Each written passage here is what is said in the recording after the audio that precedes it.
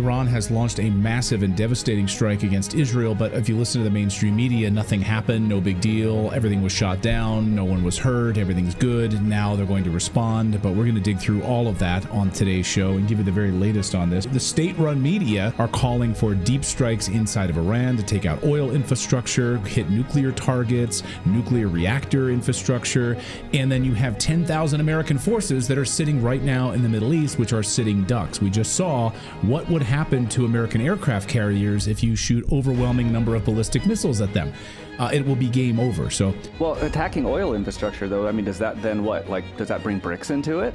Is that something they want? Is now suddenly India, China, Russia getting involved?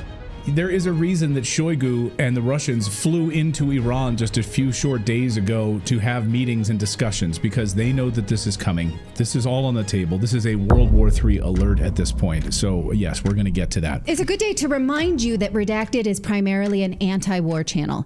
We are not anti-Iran. We are not anti-Israel. We don't want anybody's child to be dragged into this war. So that is the lens with which we will look at this war drum that is banging at full volume today. Remember last week when President Biden and the Harris regime said that they're going to push Israel to escalate in order to de-escalate? And how is this de-escalation going? Well, Israel overnight, of course, invaded Lebanon, and Israel launched strikes into Syria. Yes, Israel struck Damascus overnight. That probably didn't get reported in your state-run media. Killed a bunch of people.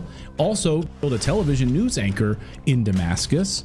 So that was Israel striking Syria, Israel invading Lebanon.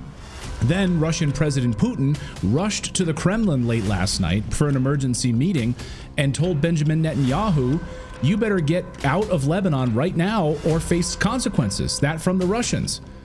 So if you don't think we're like at a tipping point moment, then you need to get your head examined. Then just a short time ago, Russia's ally Iran launched hundreds of ballistic missiles at Israel in response to Israel assassinating a few of their leaders. The missile attack started just after noon Eastern time. And just so we're on the same page here, in the 75-year history of Israel, this has never happened. This is unprecedented.